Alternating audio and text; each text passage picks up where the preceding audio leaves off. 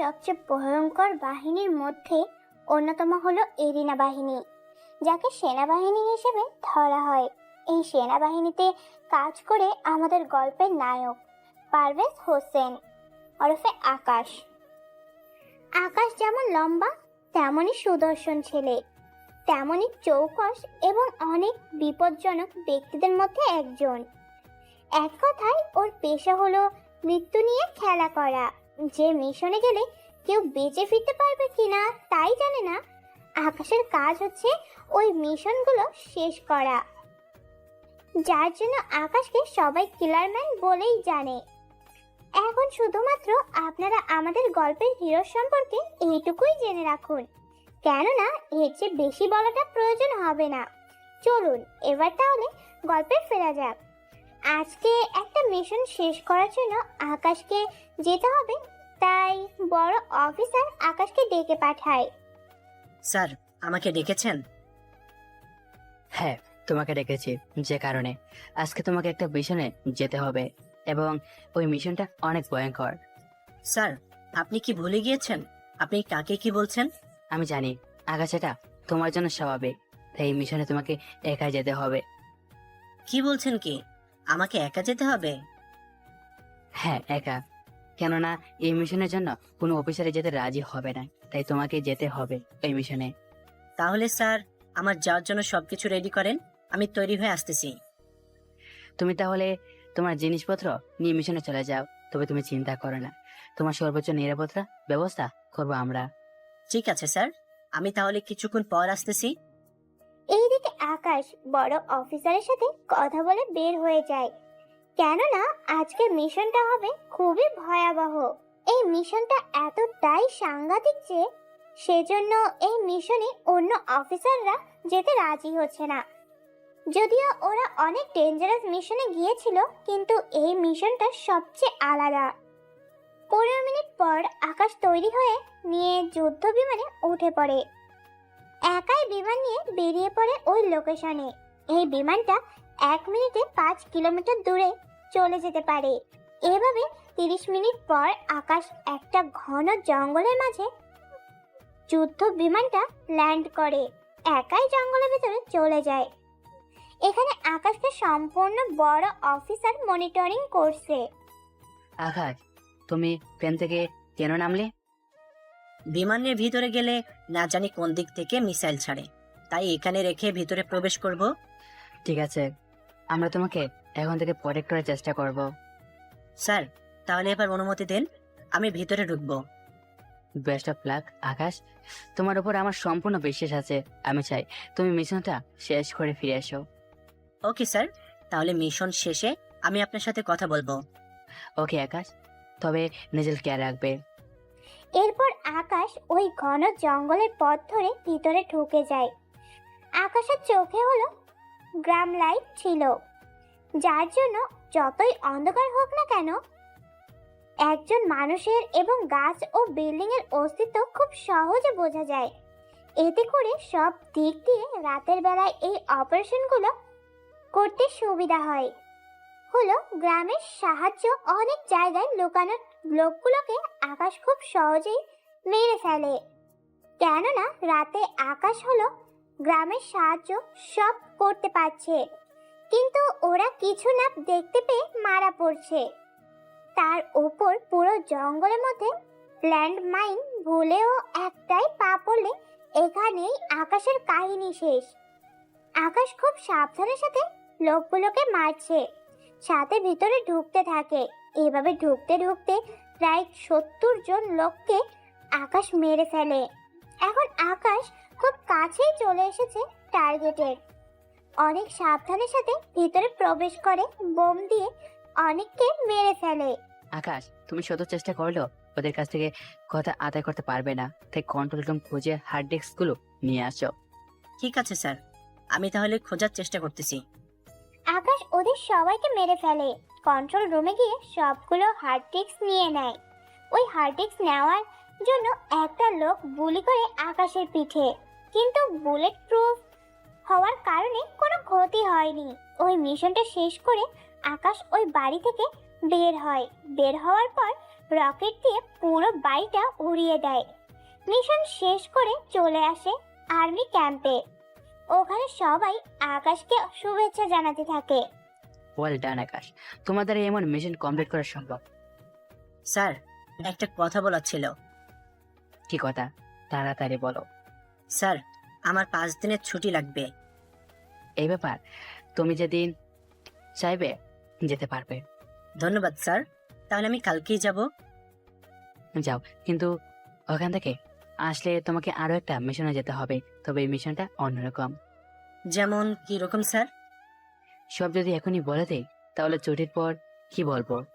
ঠিক আছে স্যার, তাহলে আমি এখন আসি। আকাশ ওই দিন ক্যাম্প থেকে বের হয়ে খুব সাধারণভাবে ক্যাম্প থেকে বের হয়ে আকাশ নিজের বাড়িতে চলে আসে। আকাশের ক্যাম্প থেকে বাড়ির দূরত্ব 500 কিলোমিটার। তাই আকাশ ওখানের কাছে রেলওয়ে যায়। ওখানে ট্রেনে উঠে নিজের সিটে বসে পড়ে। কিছুক্ষণ পর আকাশ ট্রেন থেকে নেমে যায়। নামার সময় একটা মেয়ের সাথে আকাশে ধাক্কা লাগে, সরি, আমি দেখতে পাইনি আপনাকে। কিন্তু মেয়েটা কোনো কথা না বলে চলে যায়। আকাশ পেছনে ফিরে মেয়েটাকে দেখার আগেই মেয়েটা ট্রেনে উঠে পড়ে। শুধু মেয়েটা হাতে থাকা ট্যাটু দেখতে পায়। ট্রেন ছেড়ে যাওয়ায় আকাশ মেয়েটাকে দেখতে পায়নি ঠিক মতো। তাই আকাশ ওখান থেকে একটা ট্যাক্সি নিয়ে প্রথমে কিছু চকলেট আর আইসক্রিম কিনে নেয়। এইগুলো কেন কিনেছে তা আপনারা কিছুক্ষণ পর জানতে পারবেন। এইগুলো নিয়ে আকাশ বেরিয়ে পড়ে বাড়ির দিকে। ট্যাক্সি নিয়ে বাড়ির সামনে এসে নামে। আপনারা মনে করবেন না আবার আকাশ অনেক গরিব। আকাশের আব্বু এখানকার বড় বিজনেসম্যান। গেট দিয়ে ঢুকে বাড়ির দরজার সামনে এসে কলিং বেলটা চাপ দিলে সিকিউরিটি দরজা খুলে দেয়। আকাশ বাড়ির ভেতর ঢুকে আকাশের মায়ের চোখ টিপে ধরে। আকাশ, তুই কখন এলি বাবা? তুমি কি করে বুঝে যাও বলো তো মা?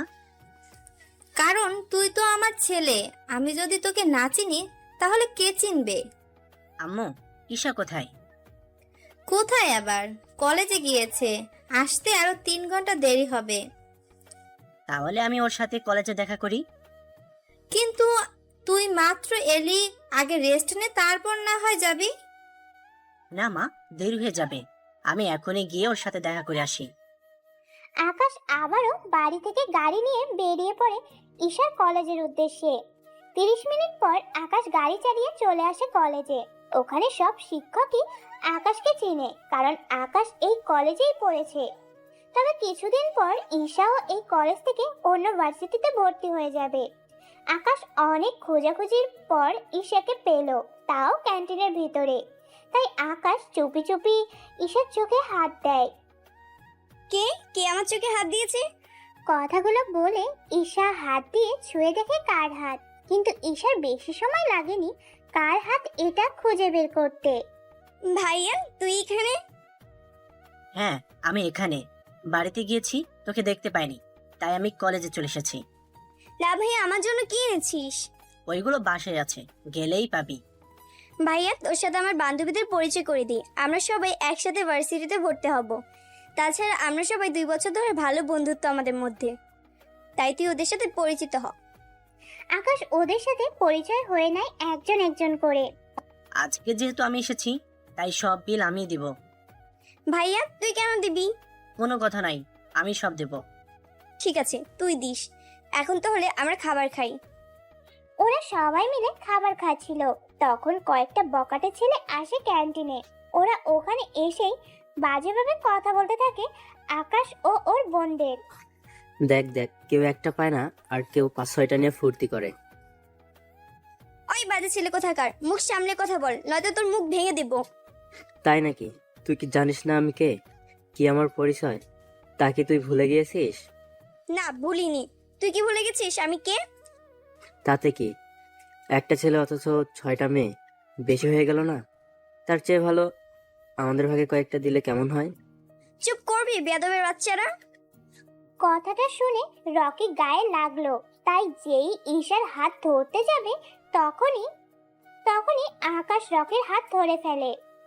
তোর এত বড় সাহস, আমার হাত ধরেছিস? হাত ধরতে কারো সাহস লাগে নাকি? কথাটা বলে রকির গালে একটা থাপ্পড় দেয়। এতে করে মুখ অনেক লাল হয়ে যায়। ক্যান্টিনের সবার সামনে থাপ্পড় খাওয়াতে রকি অনেক রেগে যায়, যার ফলে ওর সাথে থাকা ছেলেগুলো আকাশকে মারতে আসে। আকাশ ওদের সবাইকে মেরে মেরে মাটিতে শুইয়ে দেয়, কারণ আকাশ শুধুমাত্র ওদের এমন করে মেরেছে যাতে ওরা সহজে দাঁড়াতে না পারে। ঠিক তাই হলো, ওরা মার খেয়ে শুয়ে আছে মাটিতে। এবার পালা রকির। রকি মারতে আসলে ওকেও মেরে মাটিতে শুইয়ে দেয়। ওদের সবাইকে মেরে আকাশ সবার উদ্দেশ্যে বলে, সবাই কান নিয়ে শুনে রাখো, এরপর থেকে যদি এমনটা দেখেছি বা শুনি তাহলে এইরকম হাল করে রেখে দেব। কথাটা মনে রাখবে সবাই। ঈশা, চল এবার বাসায় যাই। এরপর আকাশ ঈশাকে নিয়ে বাসায় চলে আসে। বাসায় এসে ঈশা নিজের রুমে ফ্রেশ হতে চলে যায়। অন্যদিকে আকাশ ফ্রেশ হতে চলে যায়। আকাশ ফ্রেশ হয়ে এসে দেখে ঈশা ওর রুমের ভিতরে ব্যাগ থেকে চকলেট আর আইসক্রিমগুলো বের করে নিল।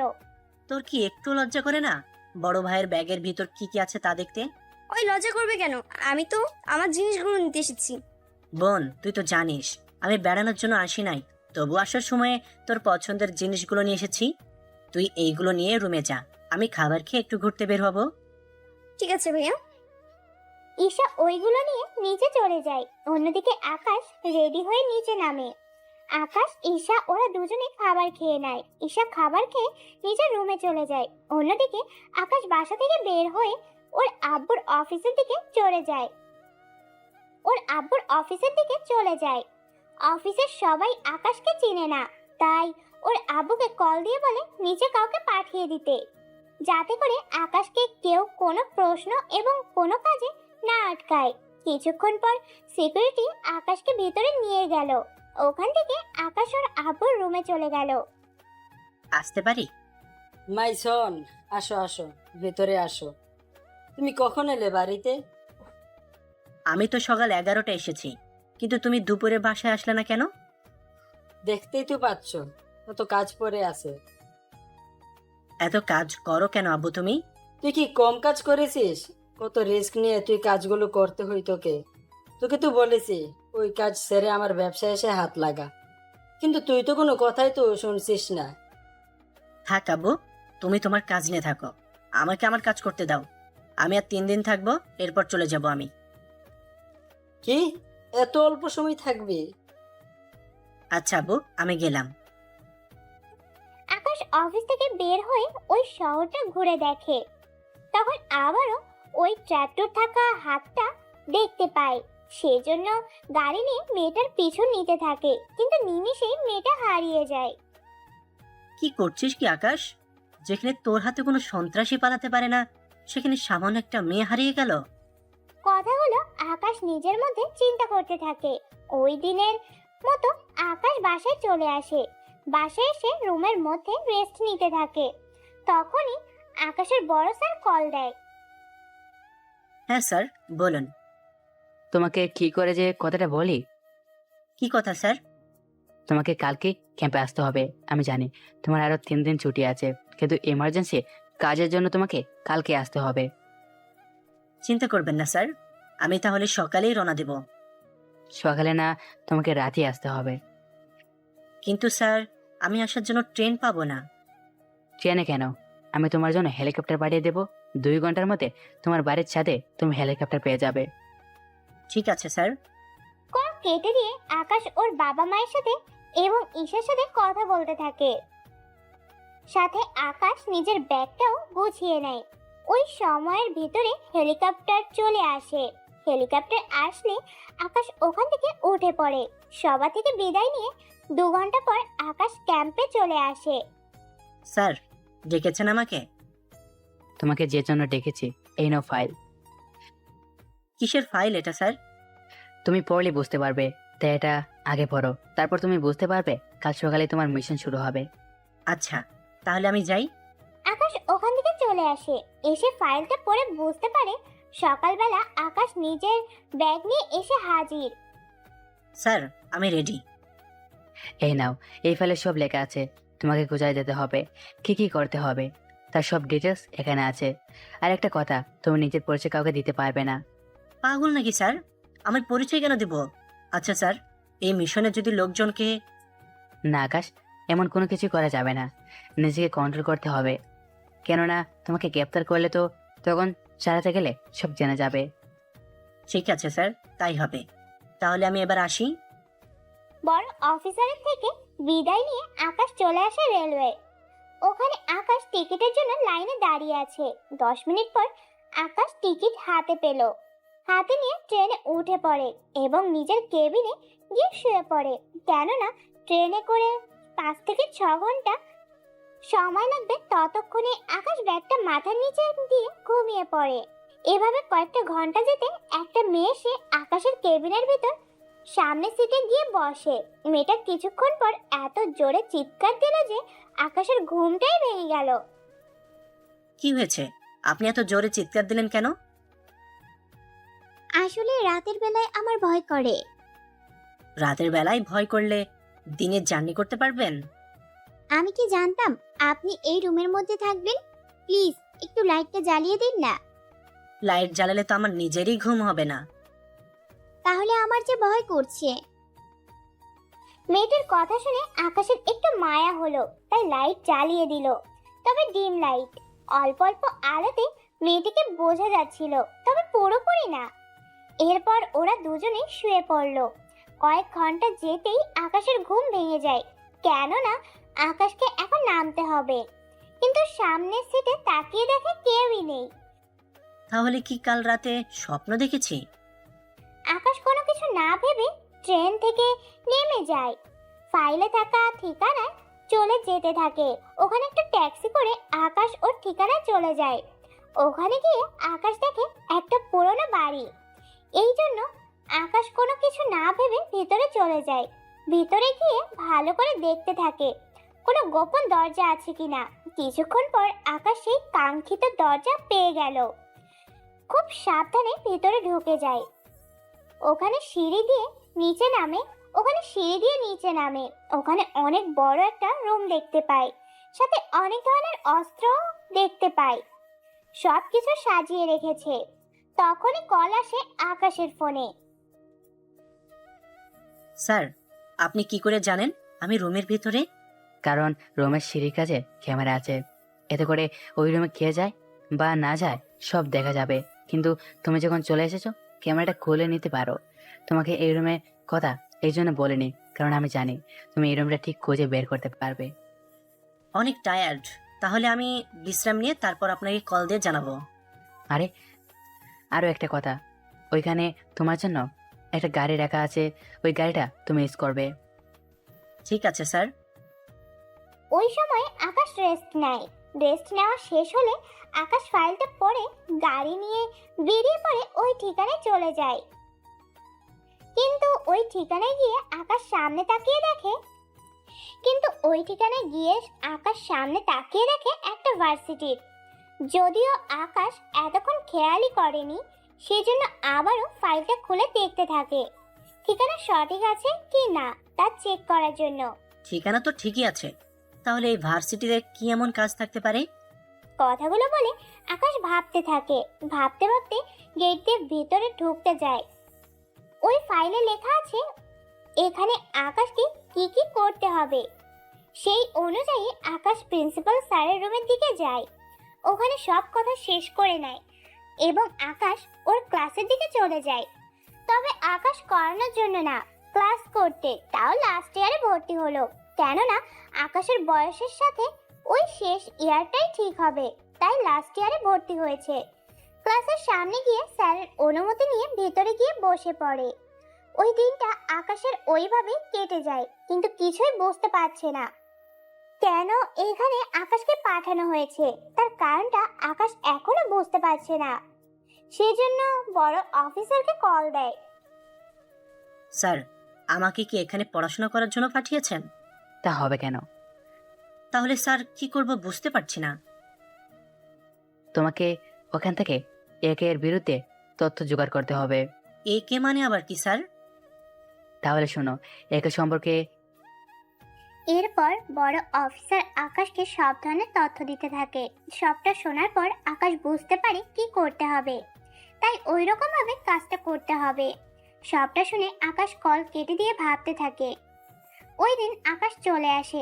পরের দিন আকাশ ভার্সিটিতে গিয়ে দেখে অনেক চেঞ্জ হয়ে গিয়েছে, কেননা মেয়েরা ছেলেদের র্যাগিং করছে, তাও কয়েকটা মেয়ে মিলে। আকাশ ওদের সামনে দিয়ে যাচ্ছিল, তখন ওরা আকাশকেও ডাক দেয়। ওই ছেলে, এদিকে আয়। আমাকে বলছেন কি? তুই ছাড়া এখানে কি আর কেউ আছে যে তাকে ডাকবো?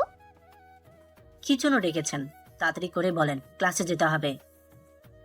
কথাগুলো বলে এবার মেয়েটির দিকে তাকায়। মেয়েটিকে দেখে আকাশটা ফিদা হয়ে যায়। যেমন সুন্দর তেমনই গুণবতী। তার চেয়ে বড় কথা হলো মেয়েটার অনেক সাহস আছে, তা দেখেই বোঝা যাচ্ছে। ঠিক তখনই আকাশের চোখ যায় হাতে থাকা ট্যাটুর দিকে। একেবারে সেম ট্যাটু যা আকাশ ওই ট্রেনের ভিতর দেখেছিল। কিন্তু পরে ভাবতে থাকে, একটা মেয়ে এত জায়গায় কি করে থাকতে পারে। ওই, কি ভাবছিস এত? কিছু না। আচ্ছা, আপনি কি কখনো ট্রেনে করে কোথাও গিয়েছেন? কেন বলতো? তুই কি আমার পিছু কখনো করেছিলি নাকি? তা কেন করব? আসলে আপনার হাতে থাকা ট্যাটু আমি একটা মেয়ের হাতে দেখেছিলাম, তাও আলাদা আলাদা জায়গার মধ্যে, তাই জিজ্ঞেস করলাম। ও, এই ব্যাপার? তোর সাহস আছে বলতে হবে, নয়তো আমার সামনে দাঁড়িয়ে এইভাবে কথা বলার সাহস তুই পেতি না। তাই তোর নামটা বল। জি, আমার নাম আকাশ। আপনার নামটা কি? আমার নাম ইরা চৌধুরী, এই ভার্সিটির সভাপতির মেয়ে, তাই সবাই একটু আধটু আমাকে ভয় পায়। তাহলে আমি ক্লাসে যাই। ওই, তোর সাথে আমি কি কথা বলতেছি, আর সেখানে তোর ক্লাস করার ইচ্ছে করতেছে? না, আসলে আমি তো আপনাকে চিনি না, সেজন্য কথা বলতে একটু সমস্যা হচ্ছে, এই আর কি। ও, এই ব্যাপার? কোনো চিন্তা করছিস না, তোর শরীর তো দেখি একদম পারফেক্ট। কোথাও জিম করিস নাকি? হ্যাঁ, করি তো। ঠিক আছে, চল আজকে তোর সাথে ক্লাস করব। এরপর ইরা আকাশের সাথে ক্লাস করতে গেল। কিন্তু আশ্চর্য ঘটনা হলো, ইরাও এই ক্লাসেই পড়ে। ইরাকে দেখে সবাই অবাক হয়, কেননা ইরা কখনো ক্লাসের আশেপাশেও আসে না। সে কিনা ক্লাস করার জন্য এসেছে। ওই, সবাই এইভাবে কি দেখছিস? বুঝেছি, এই ছেলেটাকে দেখছিস তাই? তাহলে একটা কথা শুনে রাখ তোরা, যদি কোনো মেয়ে ওর সাথে লাইন মারার চেষ্টা করেছিস, তো তাহলে বুঝতেই পারছিস কি হবে তোদের। এইদিকে ইরার কথা কিছুই বুঝতে পারছে না আকাশ। ওই দিন ইরা আকাশের সাথে ক্লাস করতে থাকে। আজকে দিনে আকাশ ও ইরা ওরা একজন আরেকজনের সাথে অনেকটা ফ্রি হয়ে গিয়েছে। দেখে মনে হচ্ছে ওরা একজন আরেকজনের পূর্ব পরিচিত। ওরা কথা বলছিল, তখনই আকাশের হাতে থাকা ঘড়িটা বাজতে শুরু করে। এরা জিজ্ঞেস করলে আকাশ এটাকে অ্যালার্ম বলে চালিয়ে দেয়। এরপর আকাশ ওখান থেকে চলে আসতে চাইলে ইরা আকাশের নাম্বারটা রেখে দেয় এবং আকাশ চলে যায় ওখান থেকে। ভার্সিটি থেকে চলে আসে বাড়িতে আকাশ। ওখান থেকে আন্ডারগ্রাউন্ড চলে যায় আকাশ, কেননা এই ঘড়িতে তখন আকাশকে সিগন্যাল দিয়েছিল। বলুন স্যার। তুমি ওখানকার পরিস্থিতি কি বুঝছো? স্যার, এখানে তো সবই ঠিক আছে। তাহলে একটা কাজ করো, তুমি আজ রাতে এই শহরটা ঘুরে দেখো। তার চেয়ে বেশি দেখবে জঙ্গলের সাইডগুলো, তাহলে তুমি বুঝতে পারবে। কেননা ভার্সিটি তুমি যখন থাকবে তখন ওখানে কিছু লোকাল গুন্ডাদের সাথে হাত মিলাতে হবে। রাতের বেলা ঘোরাঘুরি করবে, রাতে তুমি সব দিকতে নজর দিতে পারো। ঠিক আছে স্যার, তাই হবে। কিন্তু ভার্সিটিতে তেমন কোনো গুন্ডামি দেখিনি। বাকি রইল জঙ্গলের আশেপাশে, ওটা তাহলে আমি রাতে যাব। কিন্তু স্যার, ওই দিকের কি খবর? মানে সব ঠিক আছে কিনা? হ্যাঁ, সব ঠিক আছে।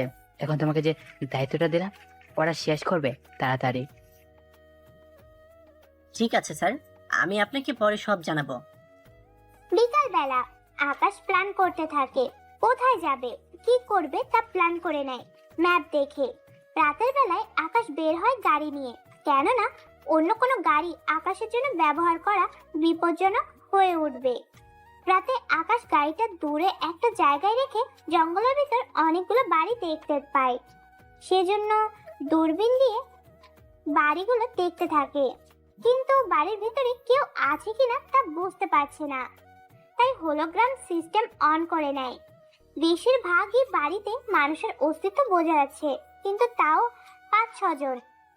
কিন্তু অস্বাভাবিক হলো এখনো চোখে পড়েনি, কিন্তু হঠাৎ করে একটা ভাঙা বাড়িতে দেখে তখন অনেকগুলো মানুষের অস্তিত্ব বোঝা যাচ্ছে, তার সাথে হাতিয়ারও। তাই ওই বাড়ি থেকে যেতে থাকে। ওখানে গিয়ে দেখে মাস্ক পরা একটা মেয়ে কয়েকজন মানুষকে খুন করেছে। ওখানে থাকা বাকি লোকগুলো একে বলে জয়ের ধ্বনি দিচ্ছিল।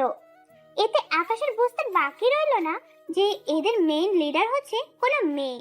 ওখানে থাকা সবকিছুর ছবি আকাশ উঠিয়ে নেয়। ওই লোকগুলো বাড়ি থেকে চলে যাওয়ার 10 মিনিট পর আকাশ ওই বাড়িতে ঢোকে। কি ভয়ঙ্কর ভাবে এদের মেরেছে ওই মেয়েটা, দেখে তো অবস্থাই খারাপ। একটা মেয়ে, সে কিনা এতগুলো খুন করতে পারে, তা আকাশ চোখে না দেখলে বিশ্বাসই হতো না। যাই দেখি এখানে অন্য কোনো রুম আছে কিনা। কেন ওরা তো লাশগুলোকে বাইরে নিয়ে যায়নি, তাহলে কোথায় রেখেছে লাশগুলো? হলোগ্রামে তো আর কিছুই দেখতে পেলাম না, তাহলে কোথায় থাকতে পারে লাশগুলো? কথাগুলো বলে ওখানে ভালো করে খুঁজতে থাকে, কিন্তু কোনো গুপ্ত দরজা আকাশের চোখে পড়ল না। কিন্তু ওখানে থাকা একটা ছবি চোখে পড়লো আকাশের, তাই তাড়াতাড়ি করে ছবিটা হাতে নেয়। কিন্তু ছবির পেছনেও এমন কোনো অস্বাভাবিক কিছু দেখলো না। কিন্তু যখনই আয়নাতে হাত দিল তখনই ওখানে আলো জ্বলে উঠল এবং ফিঙ্গার ভুল দেখাচ্ছে।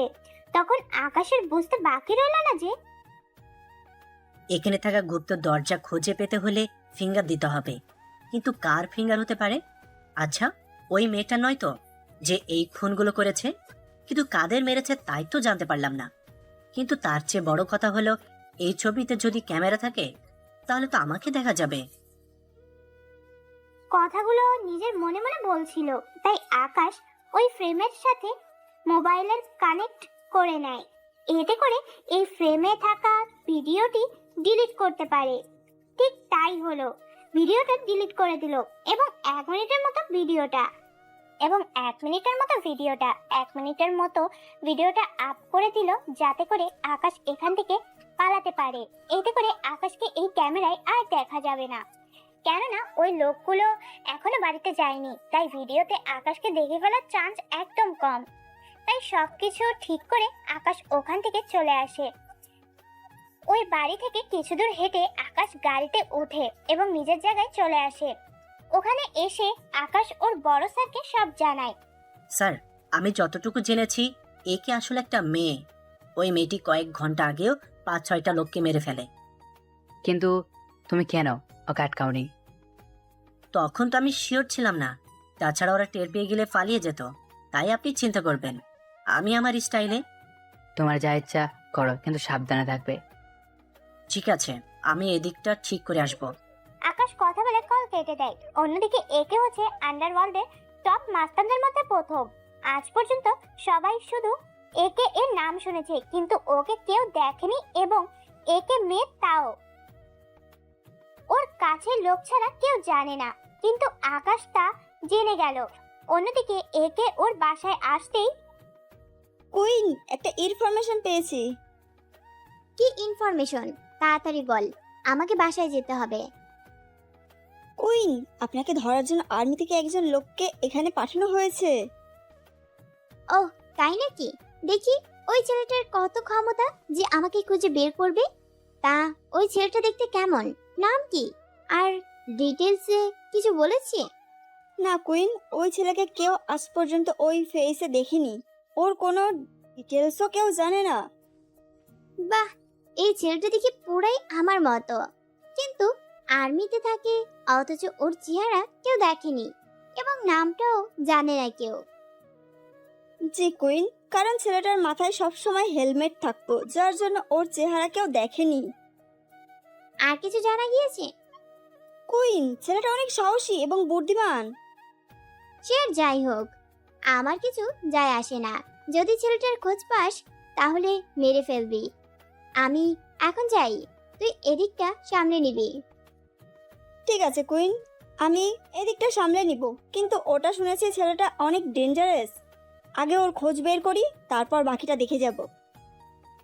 একে চলে যায় গাড়ি করে। অন্যদিকে তানু বাকি সবটা সামলাতে থাকে। অন্যদিকে আকাশ রুমে এসে ঘুমাতে থাকে, কারণ রাতে ঠিকমতো ঘুমাতে পারেনি। ওই কারণটা তো আপনারা জানেন। সকালবেলা ঘুম থেকে উঠে ফ্রেশ হয়ে চলে যায়। ওখান থেকে আকাশ ভার্সিটিতে আসে। এসে দেখে এরা আবারও গাড়ির উপরে বসে আছে। আকাশ সামনে দিয়ে যেতেই ডাক দেয়। ওই, কোথায় যাচ্ছিস? এই তো ক্লাস করব। তোকে না ওই দিন বলেছি আমার সাথে দেখা করে যাবি। হ্যাঁ তা বলেছেন, কিন্তু আমার মনে ছিল না। কেন? সারা রাত কি চোর পাহারা দিয়েছিলি? মানে ঠিক বুঝলাম না। তোকে দেখে মনে হয় তুই রাতে ঘুমাস নাই। কি ব্যাপার? ও জানলো কি করে আমি ঘুমাইনি? কি ভাবছিস আমি কি করে জানলাম, তাই তো? ইরার কথায় আকাশ মাথাটা নাড়ায়। তোর চোখ দেখেই বোঝা যাচ্ছে তুই ঘুমাস নাই। আসলে আমি পড়তে বসছিলাম, আর তার উপর কিছু কাজ করছিলাম, তাই দেরি হয়েছিল। তার উপর একা থাকি, সবকিছু তো নিজেকে করতে হয়। কেন, তোর বাসায় কি কেউ নেই? কেউ নেই। এই কথা শুনে ইরা কি যেন ভাবতে থাকে। ভাবনার ছেদ অবসান ঘটিয়ে আচ্ছা, তুই সকালে খেয়েছিস? হ্যাঁ, এই রেস্টুরেন্টে নাস্তা করে চলে এসেছি। চল তাহলে আমার সাথে ক্যান্টিনে।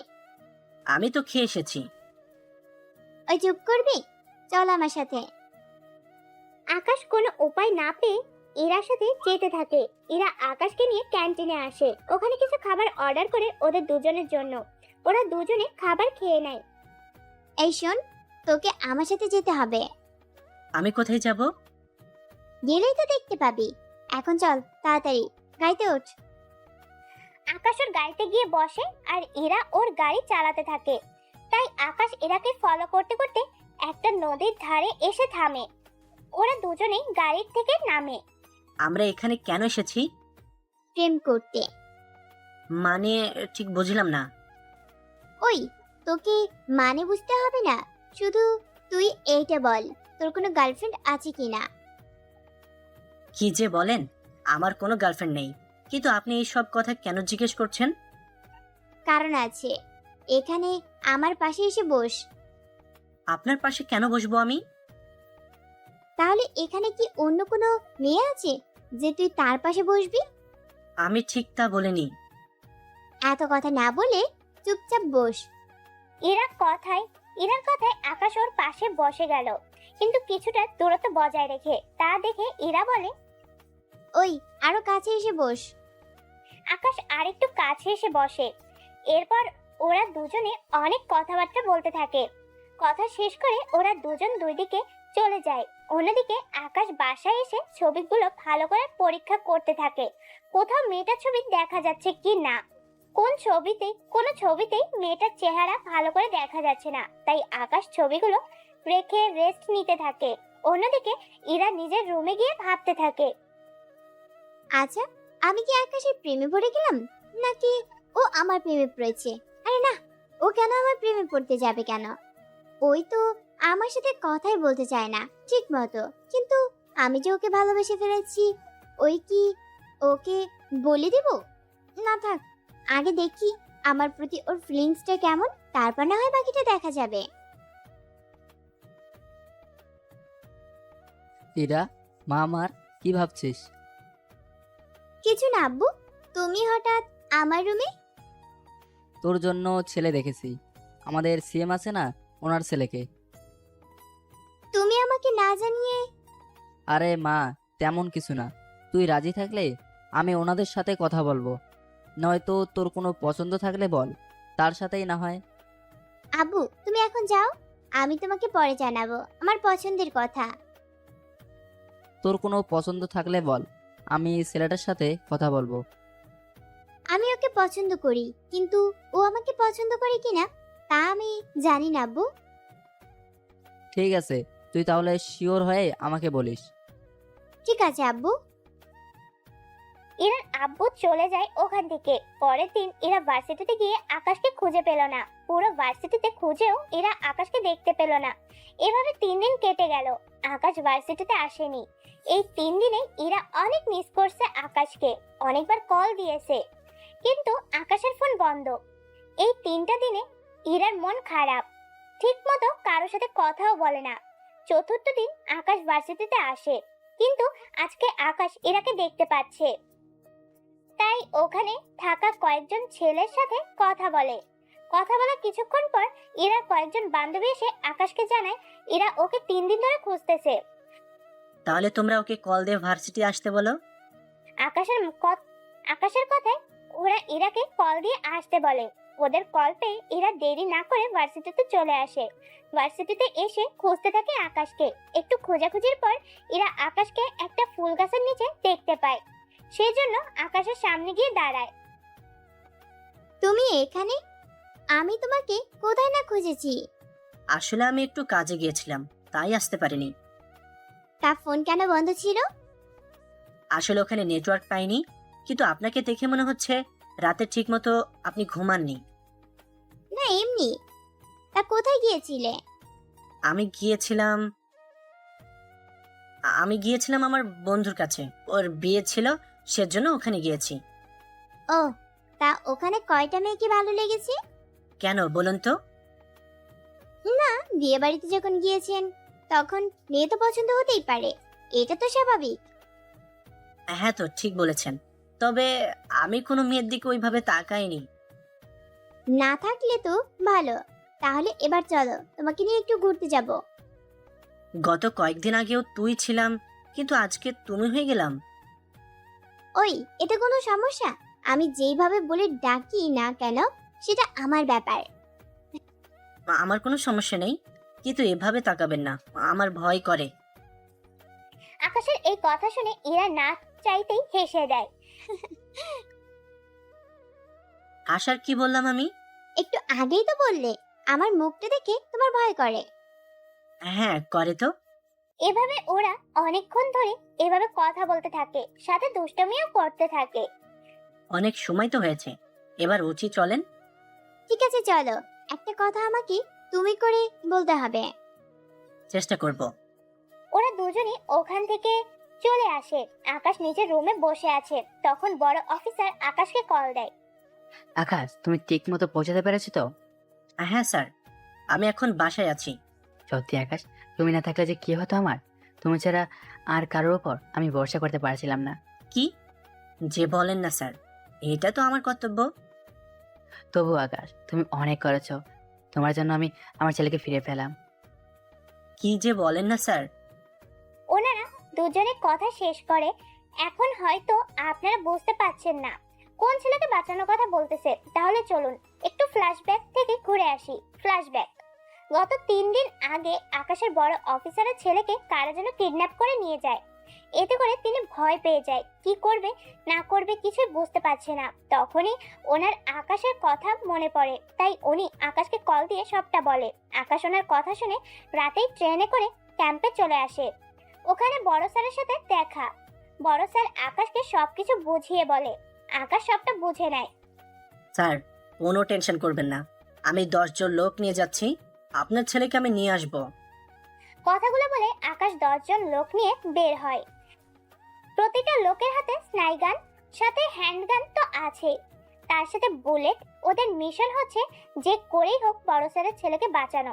সেজন্য একটা হেলিকপ্টার নিয়ে বেরিয়ে পড়ে ওরা। 1 ঘন্টা পর ওরা একটা আইল্যান্ডে দেখতে পায়। অন্য আরেকটা আইল্যান্ডের পাশে ওরা ল্যান্ড করে। ওখান থেকে সবাই সাঁতার কেটে ওই আইল্যান্ডের কাছে যায়। ওখানে পৌঁছে সবাই ভেতরে ঢুকতে থাকে। ভিতরে প্রায় অনেকটা ভিতরে ওরা চলে যায়, কিন্তু কোনো মানুষ তো দূরের কথা, একটা বাড়িও দেখতে পাচ্ছে না। তাই আকাশ বড় স্যারকে কল দেয়। স্যার আমরা তো ওই লোকেশন এসেছি, কিন্তু কোনো কিছু দেখতে পাচ্ছি না। কিন্তু তখন লোকেশন তো ওই আইল্যান্ডে ছিল। তাছাড়া তোমার যে ওই জায়গায় আছো, ওই জায়গা থেকে 30 মিনিটের পথ ওই জায়গায় পৌঁছাতে। এখন তো রাত, তাছাড়া কেউ এখন কিছু খায়নি, তাই আমরা আগে খাবার খেয়ে তারপর হাঁটা দিব। ঠিক আছে, তোমরা যাই করো না কেন, কিন্তু আমি আমার ছেলেকে চাই। ভরসা রাখুন স্যার আমার উপরে, আমি আপনার ছেলেকে নিয়েই ফিরবো। বড় স্যারের সাথে কথা বলা শেষ। কথা শেষ করে আকাশ বাকি অফিসারদের খাবার রান্না করতে বলে। কিছু অফিসার খাবার রান্না করতে ব্যস্ত। প্রায় কয়েক ঘন্টা যাওয়ার পর ওরা খাবার রান্না শেষ করে খেতে থাকে। এভাবে একটা দিন কেটে যায়। রাতের বেলায় জঙ্গল পাড়ি দেওয়া অনেক কঠিন, তাই ওরা বিশ্রাম নেয়। সকালবেলা ওরা খেয়ে বেরিয়ে পড়ে টার্গেটের দিকে। টার্গেটের কাছাকাছি এসে আকাশ ওদের দুজনকে পজিশন নিতে বলে, কেননা ওরা কোনো সমস্যায় পড়লে এই দুজন দূর থেকে গুলি করতে পারবে। সেজন্য দুইজন স্নাইপারকে রেখে যায়। ওদের পজিশন সেট করে আকাশ বাকি 8 জনকে নিয়ে ভিতরে যেতে থাকে। ভিতরে গিয়ে ওরা একটা বাংলো দেখতে পায়। বাংলোর ভিতর ওরা ঢুকে যায়। ওখানে কিছু লোককে দেখতে পায়। ওই লোকগুলোকে মেরে ফেলে, সাথে ভিতরে ঢুকে যায়। ভিতরে আরো কয়েকজনকে মেরে ফেলে। ওদেরকে মেরে যেই আকাশ ওর বাকি লোকদের নিয়ে ভিতরে যাবে, তখনই ওর ফাঁদে আটকা পড়ে।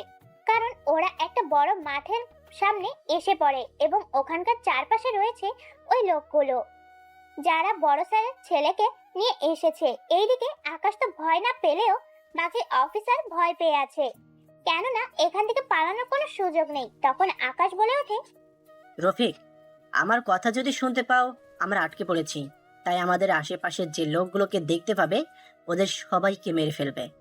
এতে করে ওরা ঘাবড়ে যাবে, তাতেই আমরা এগুলো করতে পারবো। আকাশের কথায় ওরা গুলি করতে এদের দলে 2 জন মরে যায়। এতে ওরা ওই জায়গা থেকে সরে গেল। আকাশও বাকি অফিসার ওই মাঠ থেকে বের হয়ে নিজেদের পজিশন নিয়ে নেয়। এতে করে ওরাও ওদের উপর হামলা করে। কিছুক্ষণের মধ্যে ওদের সবাইকে মেরে ফেলে, কিন্তু আকাশের সাথে থাকা 2 জন অফিসার মারা যায়।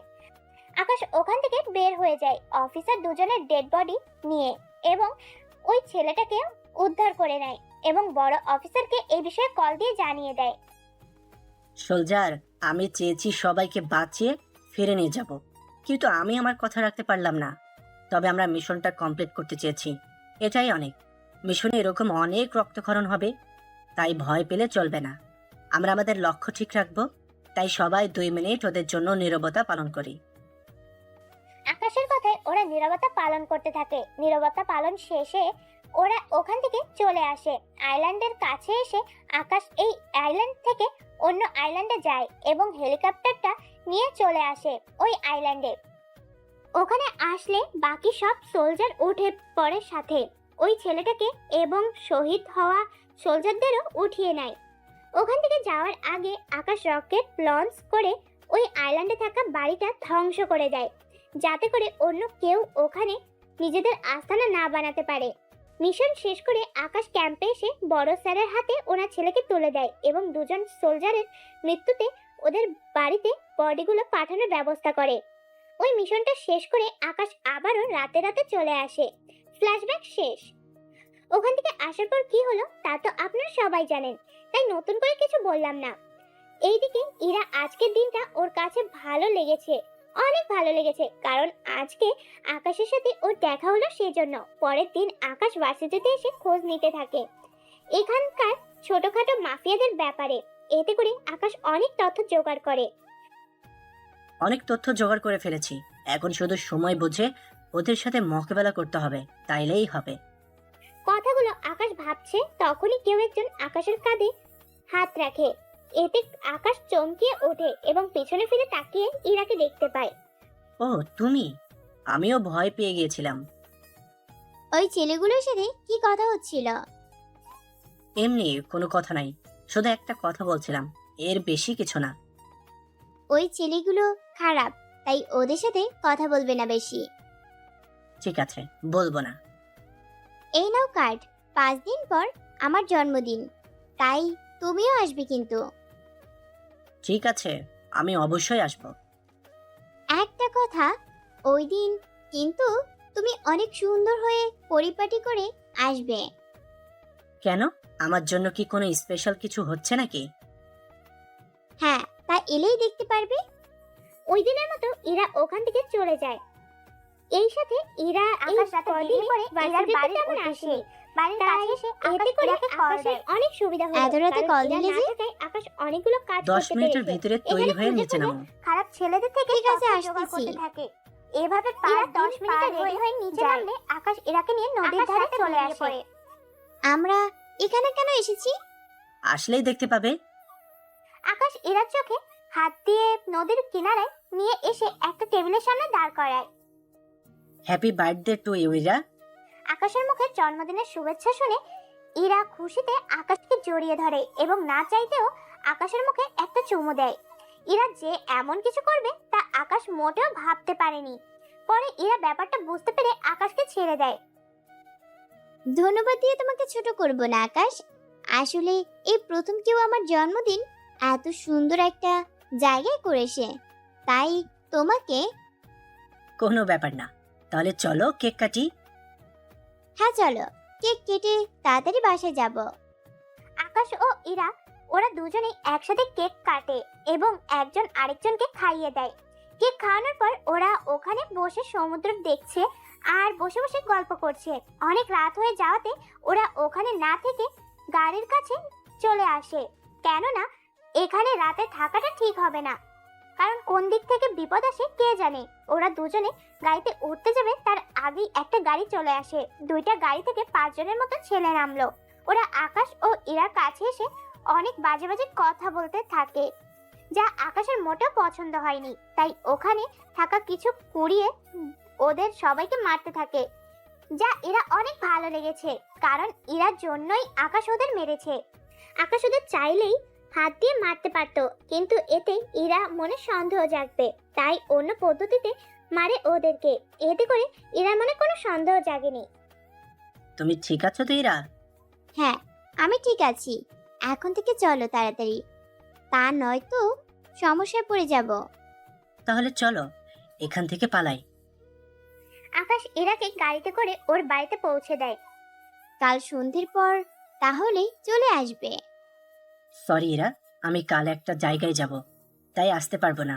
সেজন্য তোমাকে এত রাতে সারপ্রাইজ দিলাম। ঠিক আছে, তুমি আমাকে এত রাতে সারপ্রাইজ দিয়েছো, এটাই আমার জন্য অনেক। তুমি তাহলে এবার এসো, অনেক রাত হয়েছে। কাল আমি ভার্সিটিতে যাব না, তাই তুমি আসলে আসতে পারো। তাই ভার্সিটিতে গিয়ে আমাকে খুঁজতে যেও না। ঠিক আছে, যাব। ইরার থেকে বিদায় নিয়ে আকাশ গাড়ি চালিয়ে কিছু দূর আসার পর দেখে রাস্তার উপর কিছু লোক গাড়ি দাঁড় করিয়ে রেখেছে। ওখানে থাকা কয়েকটা ছেলেকে আকাশ চেনে, কেননা একটু আগেই আকাশ ওদের মেরেছিল। তাই ওরা প্রতিশোধ নেওয়ার জন্য এখন রাস্তা আটকিয়ে রেখেছে। তাই আকাশ গাড়ি থেকে নেমে যায়। আকাশ গাড়ি থেকে নামলেই ওদের মধ্যে কয়েকজন আকাশকে মারতে আসলে আকাশ কয়েক মিনিটে ওদের মেরে রাস্তায় শুইয়ে দেয়। ততক্ষণে সবাই ব্যথায় কাতরাচ্ছে। তখন অল্প একটু মারলাম, তোদের শিক্ষা হলো না? তাই এখন দল বল নিয়ে চলে এসেছিস, তাই না? এখন তোদের এমন মার মারবো যে সারা জীবন মনে রাখবি। কথাটা বলে বাকিদেরও মারতে থাকে। ওদের মেরে গাড়িগুলো সাইড করে আকাশ ওখান থেকে চলে যায় এবং যাওয়ার সময় অ্যাম্বুলেন্সে ফোন করে এখানে আসতে বলে, কেননা বেশি দেরি হলে এরা মারাও যেতে পারে। সবকিছু ঠিক করে আকাশ চলে আসে বাসায়। ওখানে আসে আকাশ ওর বড় স্যারকে সব আপডেট দিতে থাকে, সাথে এইও বলে, স্যার, কালকে একটা ছোটখাটো মিশন শেষ করব। কেননা ভার্সিটি ছেলেদের থেকে অনেক তথ্য পেয়েছি, তাই কাল ওখানে গিয়ে ওদের সাথে করে নিয়ে যাব। কিন্তু স্যার, একে অবধি পৌঁছাতে একটু সময় লাগবে, কারণ একে নাকি রাতে বাইর হয়। দিনের বেলায় কোনো খুন তো দূরের কথা, রাস্তায় পর্যন্ত যায় না। ওকে, তবে যাই করো না কেন, আমার সাপোর্ট সব সময় তোমাদের সাথে থাকবে। ওই দিন সকালে বের হয়ে ভার্সিটিতে যায়। ওখানে ওই ছেলেগুলোকে খুঁজে বের করে, ওদের সাথে হাত মিলায়, কারণ এরা এখন যেখানে আকাশকে নিয়ে যাবে ওই জায়গায় আকাশের ছোটখাটো একটা মিশন তো হয়েই যাবে। ঠিক তেমনই হলো। ওখানে আকাশ ছাড়াও আরো অনেক মেয়ে আছে। সবাইকে দেখে মনে হচ্ছে কলেজ ভার্সিটির ছাত্রছাত্রী। এতে করে বুঝতে বাকি রইল না যে এরা ড্রাগসের জন্য এখানে এসেছে। কিন্তু আকাশ যতদূর জানে একে তো ড্রাগস বিক্রি করে না, তাহলে ওরা আকাশকে নিয়ে এখানে কেন আসলো? এই কথাটাই মাথায় আসলো না। আকাশ ভাবছে ওদের প্রশ্ন করবে, কিন্তু প্রশ্ন করার আগে উত্তর আকাশের সামনে। ও, তাহলে এই ব্যাপার। একে লোকও তাহলে ড্রাগ নেয়। তাহলে এখন ওদের সাথে কিছুক্ষণ কথা বললেই তো কিছু তথ্য জানা যাবে। কথাগুলো আকাশ মনে মনে ভাবছিল, তাই আকাশ ওদের সাথে ভাব জমাতে থাকে। কারণ ওরা এখন নেশার ঘোরে, তাই কিছু জিজ্ঞেস করলে ওরা সঠিক তথ্য দিবে। কারণ নেশা অবস্থার লোকে সবসময় সত্য কথাই বলে। আকাশ ওদের থেকে কিছু তথ্য হাসিল করলো। যাক, ওদের থেকে জানতে পেরেছি, তা নিয়েই কাজ হয়ে যাবে। এবার দেখি এই একে আমার হাত থেকে কি করে বাঁচে। ওই দিন আকাশ কোনো মারামারি না করে চলে আসে ওখান থেকে। এইদিকে এরা ওর জন্মদিনের সবকিছু করে ফেলে। ওর বাড়িতে অনেক লোক আসলো, সাথে ওর অনেক ফ্রেন্ডরাও। এরা ওদের সবার সাথে কথা বলতে থাকে। কথা বলতে বলতে প্রায় সময় হয়ে যায়। তখন ইরা কেক কাটে। ইরা কেক কেটে সামনে তাকিয়ে দেখে আকাশ দাঁড়িয়ে আছে। আকাশকে দেখে ইরার মুখে হাসি ফুটলো। ইরা কেক নিয়ে দৌড়ে আকাশকে সবার আগে খাইয়ে দেয়। আকাশও ইরার হাত থেকে কেক নিয়ে ওকে খাইয়ে দেয়। ইরা আবারও টেবিলের সামনে এসে কেক কেটে এক এক করে ওর ফ্রেন্ডদের মধ্যে সবাইকে খাওয়াতে থাকে। অ্যাটেনশন এভরিবডি, ইরার কথা শুনে সবাই ইরার দিকে তাকায়। আপনাদের উদ্দেশ্যে আমি কিছু কথা বলতে চাই। আমার বান্ধবীরা আমাকে বলেছে আমি কেন প্রেম করছি না। তখন আমি ওদের একটাই জবাব দিয়েছি, যতদিন না পর্যন্ত আমি নিজের মনের মতো মানুষ পাবো না, ততদিন আমি কাউকে ভালোবাসবো না। কিন্তু কয়েকদিন আগে আমি আমার মনের মানুষ পেয়ে গেছি। ইরার কথা শুনে অনেকে অবাক, তাই সবাই ওই ব্যক্তিকে দেখতে চেয়েছে। কে সে ব্যক্তি যাকে ইরা পছন্দ করে? সে হচ্ছে আমার স্বপ্নের রাজকুমার, আর ওর নাম আকাশ। ইরার মুখে আকাশ নিজের নামটা শুনে অনেক অবাক হয়। আকাশও যে ইরাকে পছন্দ করে, কিন্তু ইরার যে এত তাড়াতাড়ি সবকিছু বলে দিবে তা আকাশ কল্পনাও করতে পারেনি। তাই আমি এখন সবার সামনে আমার ভালোবাসার মানুষটিকে প্রপোজ করব। কথাটা বলে ইরা হাঁটু গেড়ে সবার সামনে একটা গোলাপ এগিয়ে দিয়ে বলে, ডু ইউ লাভ মি আকাশ? আকাশ ইরার হাত থেকে ফুলগুলো নিয়ে বলে, আই লাভ ইউ ইরা। কথাগুলো বলে ওরা একজন আরেকজনকে জড়িয়ে ধরে। আই লাভ ইউ টু আকাশ। ওদের ভালোবাসা দেখে ওখানে সবাই হাতে তালি দেয়। অনুষ্ঠান শেষে আকাশ ইরার বাবা মায়ের সাথে কথা বলে। ওনারাও আকাশকে পছন্দ করেছে। ওই রাতে আকাশ চলে আসে ওর বাড়িতে। আজকের ঘটনা আকাশ ওর বাবা মায়ের সাথে এবং ওর ছোট বোনকে বলে। ভাইয়া, ভাবির কোনো ছবি আছে? ছবি কেন? তুই চাইলে একদিন বাড়িতেই নিয়ে আসি। তাই কর, এতে করে মা বাবাও দেখতে পারবে। হ্যাঁ আকাশ, তুই বরং ওকে একদিন বাড়িতে নিয়ে আয়, তাহলে আমি আর তোর মা আমাদের বৌমাকে দেখতে পাবো। আব্বু, আমি তো ভেবেছিলাম তোমরা রাগ করবে। রাগ কেন করব বল? তোকে এতদিন বিয়ের কথা বলে বলে আমাদের মাথা খারাপ হয়ে গিয়েছে। শেষমেশ তোর কাউকে পছন্দ হয়েছে, এটাই আমাদের বড় পাওয়া। ঠিক আছে আম্মু, আমি ওকে রাজি করিয়ে একদিন নিয়ে আসবো বাড়িতে। তবে বাড়িতে আসলে ও যেন আমার পরিচয় না জানে, মানে আমার কাজটা কি, মনে থাকবে তো?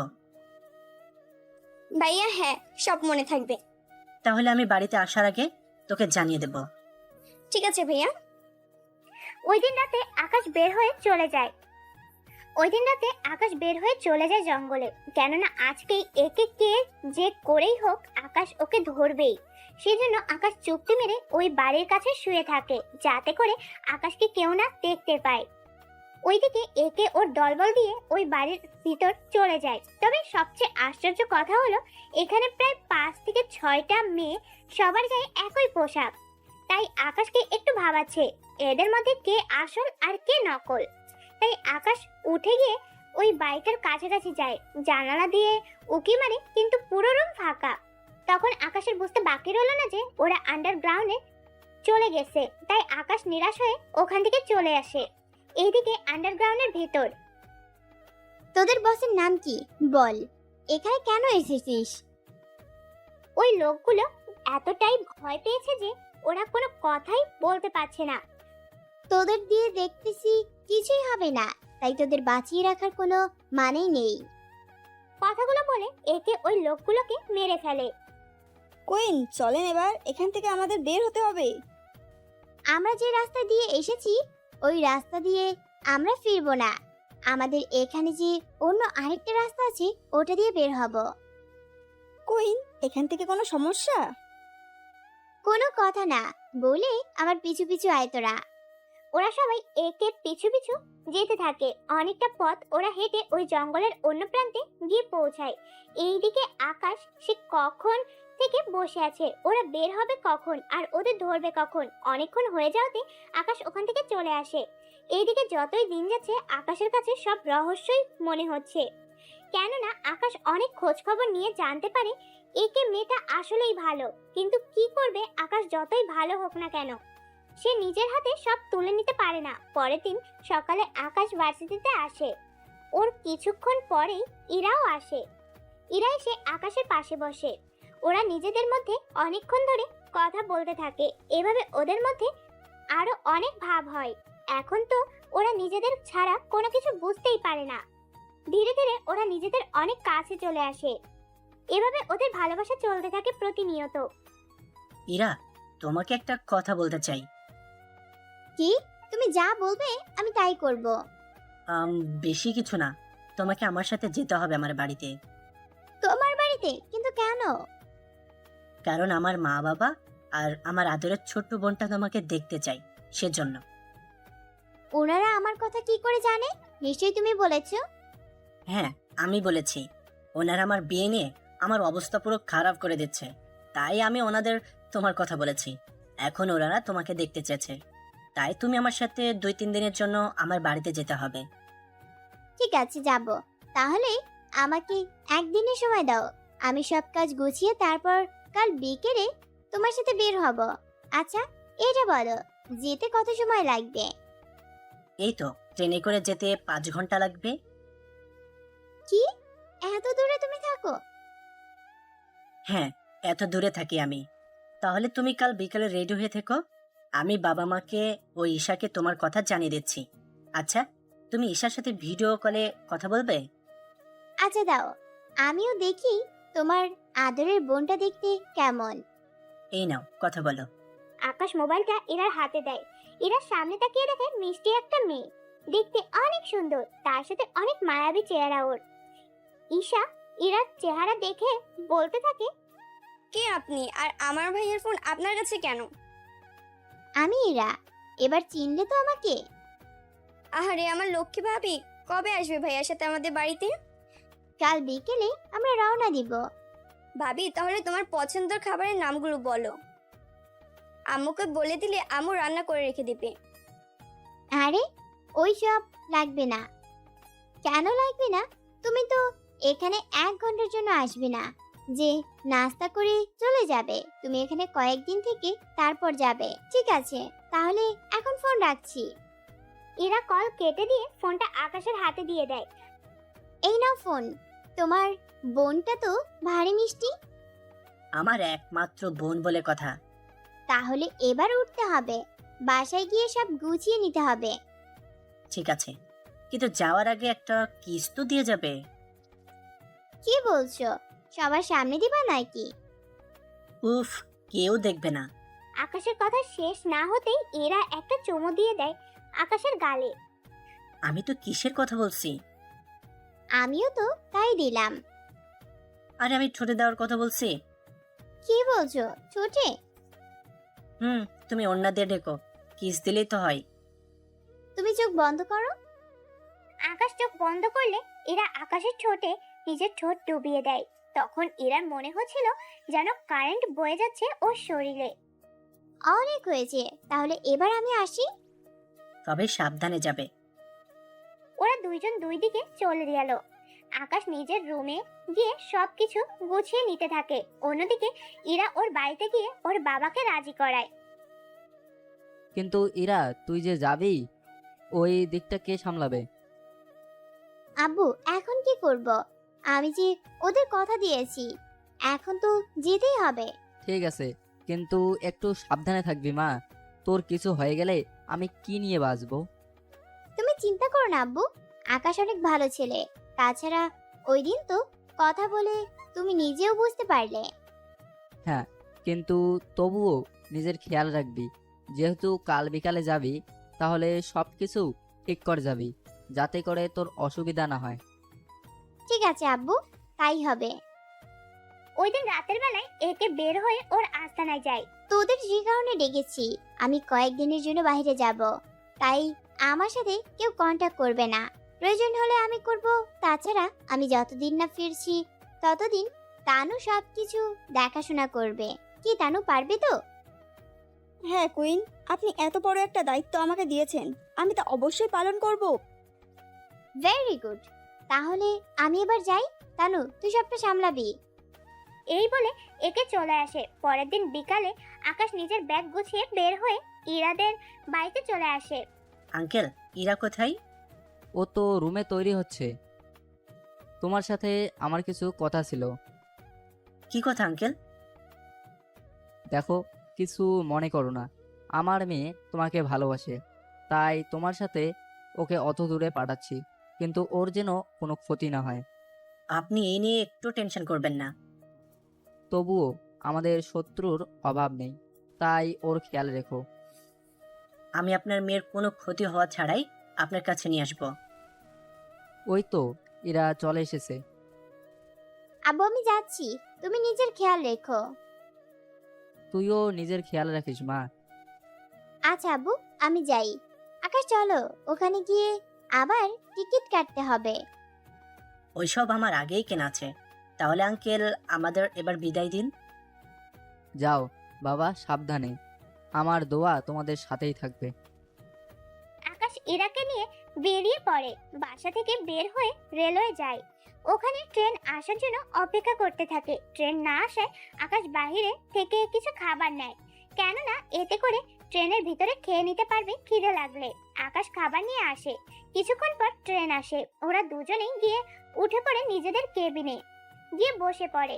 আকাশ ওদের দুজনের জন্য আলাদা কেবিন নেয়, যাতে করে ওরা কিছুক্ষণ সময় কাটাতে পারে। ওরা দুজন কেবিনে শুয়ে পড়ে। তার কিছুক্ষণ পরে ওদের কেবিনের দরজা কেউ যেন টোকা দেয়। তাই আকাশ কেবিন থেকে উঠে গিয়ে দরজা খুলে দেয়। দরজা খুলে সামনে তাকিয়ে দেখে পুলিশ দাঁড়িয়ে আছে। পুলিশ দেখে আকাশ তো ভেবেই পাচ্ছে না যে কেন পুলিশ এখানে আসবে। অফিসার, কোনো সমস্যা হয়েছে?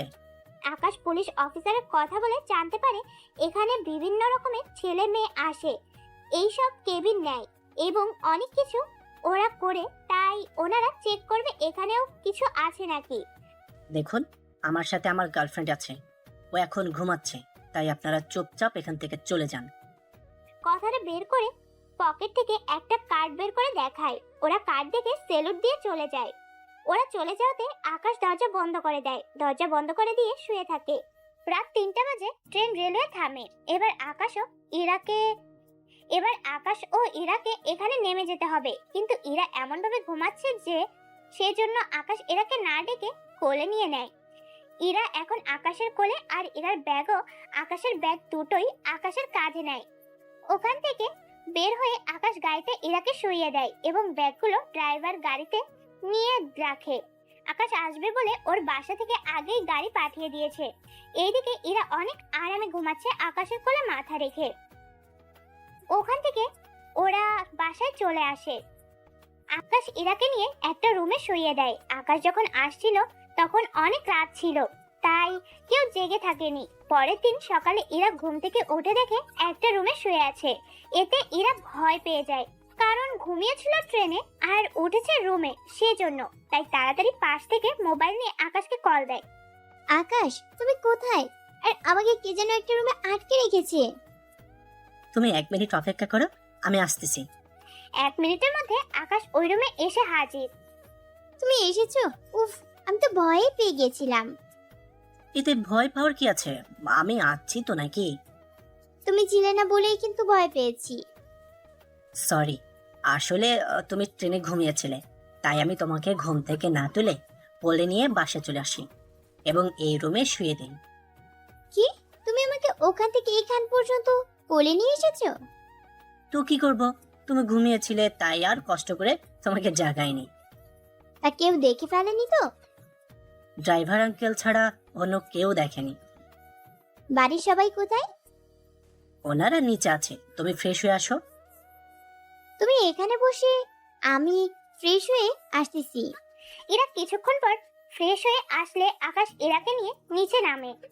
এইদিকে ইরা তো বাড়িটা দেখে একদম অবাক, কেননা বাড়িটা অনেক বড়।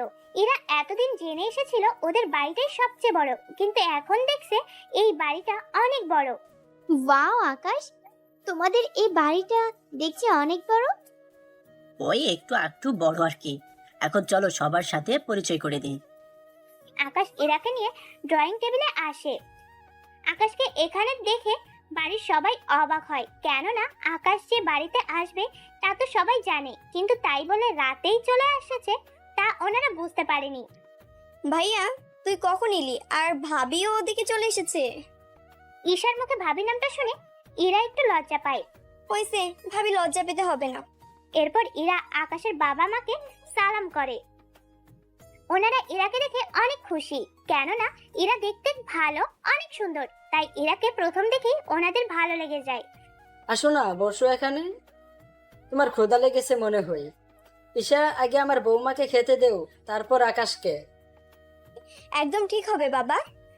ঈশা ইরাকে নিয়ে চলে যায় খাবার টেবিলে। ওখানে নিয়ে ইরাকে বসিয়ে দেয়, ইরাকে খাবার দেয়। কিছুক্ষণ পর আকাশ ওর টেবিলে এসে খাবার খেতে থাকে। খাবার খাওয়া শেষ হলে ইরা আকাশের বাবা মা ও ঈশার সাথে আড্ডা দেওয়ার জন্য চলে যায়। ইরা ওনাদের সাথে অনেকক্ষণ কথা বলতে থাকে। এভাবে ইরা ওনাদের সাথে অনেক ফ্রি হয়ে যায় এই কয়েকদিনে। এভাবে দেখতে দেখতে দুদিন কেটে যায়। ইরা আকাশের বাবা মাকে এই কয়েকদিনে অনেক আপন করে নিয়েছে। আব্বু, আমরা কালকে চলে যাব।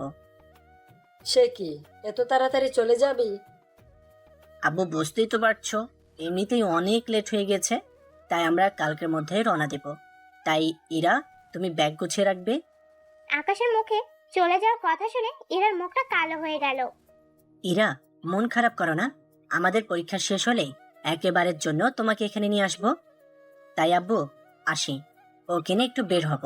এখান থেকে ওর জন্য কিছু কিনে দেব, সাথে আমাদের অফিসটাও ঘুরিয়ে আনি। ভাইয়া এতে ভালোই হবে, এতে করে আমারও কিছু কেনা হবে। তোর শুধু শপিং করা ছাড়া অন্য কোনো কাজ নেই? যা তাহলে রেডি হয়ে নে, আমরা এখনই বের হব। ওরা দুজনে রেডি হয়ে নেয়। আকাশ ওদের নিয়ে অফিসে যায় প্রথমে। ওখানে পুরো অফিসটা ঘুরিয়ে দেখায়। তোমাদের কি এই একটাই অফিস নাকি? না, আরো 5 থেকে 6টা আছে, ওইগুলো পরে দেখতে পারবে। এখন চলো শপিং এ যাই। হ্যাঁ ভাইয়া চল তাড়াতাড়ি। আকাশ ওদের নিয়ে শপিং মলে যায়। ওখানে ওরা নিজেদের পছন্দের অনেক জামা নেয়। শপিং শেষে ওদের নিয়ে চলে আসে বাসায়। ইরা, তাহলে তুমি ব্যাগ গুছিয়ে নাও, আমরা রাতেই রওনা দেব। ঠিক আছে, আমি তাহলে ব্যাগ গুছিয়ে নেই। এরা কিছুক্ষণ পর ব্যাগ গুছিয়ে নিচে নেমে এলো। আকাশ ওর বাবা মা ও ঈশার থেকে বিদায় নিয়ে ইরাকে নিয়ে চলে আসে রেলওয়ে স্টেশনে। ওখানে আবারও আগের মতো ট্রেনে করে চলে আসে। কয়েক ঘন্টা পর ওরা নিজেদের শহরে চলে আসে। ইরা, চলো তোমাকে বাড়িতে পৌঁছে দেই। লাগবে না আকাশ, আব্বু গাড়ি পাঠিয়ে দিয়েছে। ঠিক আছে, তাহলে তুমি যাও বাড়িতে, আমিও যাচ্ছি। কাল তাহলে দেখা হচ্ছে ভার্সিটিতে। হ্যাঁ অবশ্যই দেখা হবে। ওরা ওখান থেকে চলে যায়। পরের দিন আকাশ আর ইরা ভার্সিটিতে দেখা করে। এখন বলো, আমার পরিবার তোমার কেমন লেগেছে? সত্যি আকাশ, তোমার পরিবার অনেক ভালো। অল্প কয়েকদিনে আমাকে অনেক আপন করে নিয়েছে। তাহলে আমাদের পরীক্ষার পর আমরা বিয়ে করে নেব, ঠিক আছে? ঠিক আছে, তাই হবে।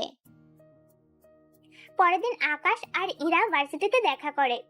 ওই দিনের মতো ওরা ওখান থেকে চলে যায়। রাতে আকাশ বাহির হয়ে চলে আসে ওই জঙ্গলের ভিতর, কিন্তু আজকে আকাশ নিজে থেকেই ওই রুমের ভিতর বসে আছে, যাতে করে আকাশ ওই একে ধরতে পারে।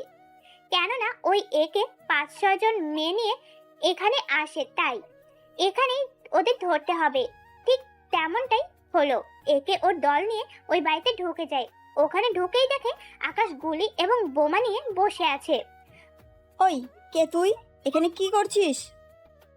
আমি কে তা পরে জানবি, আগে বল তোদের মধ্যে এ কে কে? আমি একে, এখন বল কে তুই? কথাগুলো বলে ওখান থেকে একটা মেয়ে বেরিয়ে এলো, কিন্তু মুখে মাস্ক পরা, তাই আকাশ ওই মেয়েটার চেহারা দেখতে পাচ্ছে না এবং মেয়েটাও আকাশের চেহারা দেখতে পাচ্ছে না। আমি কে তা একটু পরেই জানতে পারবি। বাইরে ওই আওয়াজগুলো শুনতে পাচ্ছিস? ওইগুলো কমান্ডো গাড়ি। তোরা স্যালেন্ডার না করলে এখান থেকে বেঁচে ফিরতে পারবি না। ও তাই নাকি? তাহলে তুই কি সেই পুলিশের লোক নাকি অন্য কোনো ডিপার্টমেন্টে কাজ করছিস? কথাগুলো না বলে তোদের মুখের মাস্কগুলো খোল তাড়াতাড়ি।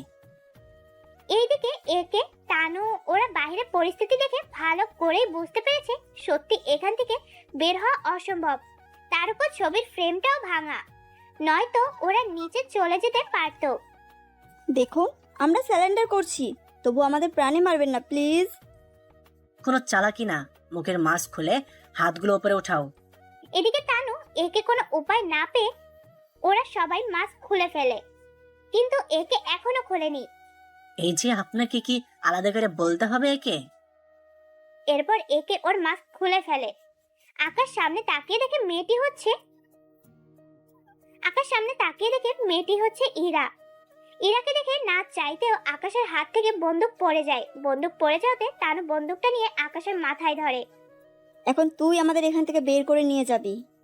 তানুকে এভাবে দেখে একেও বাকি লোকদের ধরা নাপ খাওয়ার একটা আশা দেখতে পায়, কেননা ওরা আকাশের মাধ্যমে এখান থেকে চলে যেতে পারবে। কিন্তু ওইদিকে এরা আকাশের দিকে তাকিয়ে কি যেন ভাবছে, কারণ আকাশের চোখ দিয়ে পানি পড়ছে, তা এরা ঠিকই খেয়াল করে। চিন্তা করিস না, আমরা তোকে মারবো না, তাই কান্না থামা। তুই শুধু আমাদের এখান থেকে বাঁচিয়ে দে, তাতেই হবে। আকাশ ওর পকেট থেকে মোবাইল বের করে। মিশন ক্যান্সেল, তাই তোমরা চলে যাও এখান থেকে। It's my order. Akash order দেওয়াতে কমান্ডোগুলো গাড়ি নিয়ে চলে যায়, কিন্তু আকাশ এখনো দেয়ালে হেলান দিয়ে বসে আছে। তখন তানু উঠে বলে, দেখ তো তোরা বাইরে গিয়ে কমান্ডোগুলো গিয়েছে কিনা। ওদের মধ্যে একজন বাইরে ভালো করে দেখে জানায় সবাই চলে গিয়েছে। কুইন, একে এখন কি করব? ওর মাস্কটা খোল। আমাকে দেখার পর এই একটা কথাও বলছে না, না এখান থেকে উঠছে, তাই আগে ওর মুখটা দেখা। এরা কথা মতো তানু মুখের মাস্ক সরালে এবার এরা আকাশের চেহারা দেখে নিজেই বসে যায় আকাশের মতো। এরা বসে যাওয়াতে বাকি সবাই এরার দিকে তাকিয়ে আছে। কুইন, একে কি মেরে ফেলবো, নয়তো এই আমাদের মেরে ফেলবে। এরা তখনও চুপ করে আছে এবং আকাশের মতো চোখ দিয়ে পানি ফেলছে। এখন সবাই ইরাকে ঠিক করা নিয়ে ব্যস্ত, তাই আকাশ ওখান থেকে বের হওয়ার সময় ইরার কাছে যায় এবং হাতটা বাড়িয়ে দেয় ইরার দিকে। ইরা আকাশের হাত ধরে উঠে পড়ে এবং আকাশের সাথে যেতে থাকে। তা দেখে তানুও বাকিদের মাথায় কিছু ঢুকছে না। ইরা যখন ওই ছেলের সাথে যেতে থাকলো তখন তানু বা বাকিরা আর কিছু বলল না। ইরাকে গাড়িতে বসিয়ে আকাশ নিজেও গাড়িতে বসে পড়ে। ইরা এখনো আকাশের দিকে তাকিয়ে কান্না করছে। আকাশ গাড়ি চালিয়ে ইরাকে ওর বাড়ির সামনে নামিয়ে দিয়ে চলে যায়। আকাশের যাওয়ার পর ইরা আকাশ বলে চিৎকার দিয়ে হাঁটু মেরে বসে যায়। ইরা চিৎকার শুনে রফিকুল ইসলাম বাড়ির ভিতর থেকে বের হয়ে ইরার কাছে আসে। কি হয়েছে ইরা, এভাবে কাঁদছিস কেন? বাবা বলে ও আব্বুকে জড়িয়ে ধরে কান্না করতে থাকে। আব্বু আকাশ আমার আসল পরিচয় জেনে গিয়েছে। কিভাবে হলো এইসব? তাহলে শোনো, আকাশ আমার সাথে একটু কথা বলেনি আব্বু। তুই চিন্তা করিস না, আমি আকাশকে বুঝিয়ে নিয়ে আসবো। না বাবা, এতেও কোনো কাজ হবে না আব্বু, এ কখনোই আসবে না। কেননা আকাশ এসেছিল মূলত একে মারতে, কিন্তু আজকে যখন জানলো আমি একে, তখন ও অনেক কান্না করেছিল, আমাকে নামিয়ে দিয়ে চলে গেল। এদিকে রফিকুল ইসলাম ইরাকে বাড়ির ভিতরে নিয়ে যায়। অন্যদিকে আকাশ বাসায় গিয়ে অনেক কান্না করে, কেননা যাকে আকাশ মারতে এসেছে কিন্তু তাকে আজ আকাশ ভালোবাসে। ওই রাতে আকাশ ওর বড় স্যারের সাথে কথা বলে, ওনার সাথে কথা বলে ব্যাগ গুছিয়ে নেয়। ততক্ষণে হেলিকপ্টার চলে আসে। আকাশ ওই হেলিকপ্টারে উঠে বসলে হেলিকপ্টার আকাশকে নিয়ে ক্যাম্পে নিয়ে আসে। ক্যাম্পে আসার পর থেকে আকাশের মন একদম খারাপ হয়ে আছে আজ 2 দিন ধরে। তার কারণটা তো আপনারা সবাই জানেনই। আকাশের এমন মন মরা দেখে বড় স্যার আকাশের কাছে আসে। কি হয়েছে আকাশ? তুমি এমন করে বসে থাকলে বাকিদের কি হবে? আপনি তো জানেন জীবনে প্রথম কোনো মিশনে গিয়ে কাউকে ভালোবেসে ফেলেছি, কিন্তু ভাগ্যের কি পরিহাস, যাকে মারার জন্য গিয়েছি উল্টো তার সাথে আমার ভালোবাসা হলো। আকাশ, এই ব্যাপারে আমি তোমাকে কিছু বলতে পারবো না, শুধু এতটুকুই জেনে রেখো, তুমি যা করছো ঠিক করছো, তবে মেয়েটাকে তুমি কষ্ট দিও না। কি করব স্যার? আমি যদি ওই রাতে ওর চেহারা না দেখতে চাইতাম, তাহলে তো ওর লাশ নিয়ে থাকতে হতো আমার। ঠিক আছে আকাশ, আমি বুঝতে পারছি, তবে তুমি কমান্ডোগুলোকে ওখান থেকে নিয়ে এসেছো, এতে করে আরো সমস্যা বেড়েছে। ওরা যে কোনো মুহূর্তে ওই মেয়েটাকে মেরে ফেলতে পারে। কি বলছেন কি স্যার? হ্যাঁ, আমি ঠিক বলেছি। আমি জানতে পেরেছি ওর ওই মেয়েটাকে যদি একবার চেনা যায়, তাহলে ওকে ওরা প্রাণে মেরে ফেলবে। তাই আমি বলছিলাম কি, তুমি তোমার ভালোবাসার মানুষটাকে বাঁচাও। যদিও সে অনেক লোককে মেরেছে, কিন্তু ওকে বাঁচানো তোমার কর্তব্য। তার উপরে তোমার বাবা মা বোন সবাই এরাকে নিজেদের বাড়ি বউ বউ ধরে নিয়েছে। যদি এরা না থাকে, তাহলে তো বাকিটা তুমি বুঝতে পারছো। কিন্তু স্যার, ওর উপরে যে সব প্রশাসন ক্ষেপে আছে, ও কোনো খারাপ কাজ করে না স্যার। ও যাদের মেরেছে ওরা উল্টো খারাপ কাজ করতো। সেজন্যই বলছি, তুমি কি ইরার পাশে দাঁড়াও, ওকে বিয়ে করে তোমার বাড়িতে নিয়ে যাও। এতে করে তোমার বাড়ির সবাই খুশি হবে, মেয়েটাও বেঁচে যাবে, কারণ তোমার বাড়িতে কোনো প্রশাসনের লোক যাওয়ার সাহস করবে না। তাহলে আমি কালকেই গিয়ে ওকে নিয়ে আসবো। কিন্তু স্যার, তার আগে তো আমাদের একটা মিশন আছে, ওটা শেষ করতে হবে, তারপর আমি যাব। তুমি যা ভালো বোঝো। বয়সে আমি তোমার বড়, তার উপর সিনিয়র, কিন্তু আমি তোমাকে নিজের ছেলের মতন দেখি। তাই আমি চাই না তুমি কষ্টে দেখো। তাহলে স্যার, আপনি কালকের মিশনটা শেষ করে যাচ্ছি। আকাশ ওখান থেকে চলে যায়। অন্যদিকে আকাশ এভাবে কোনো কিছু না বলে যাওয়াতে ইরা এই 3 দিন ধরে ঘরের দরজা বন্ধ করে রাখে সব সময়। ঠিকমতো খাবারও খায় না। এতে করে ইরার অবস্থা দিন দিন খারাপ হয়ে যাচ্ছে। ইরার এই অবস্থা দেখে ইরার আব্বু আকাশের বাড়িতে কল করে। কল করলে কলটা ঈশা রিসিভ করে। আসসালামু আলাইকুম, কে বলছেন? আমি ইরার আব্বু বলছি। তুমি কে মা?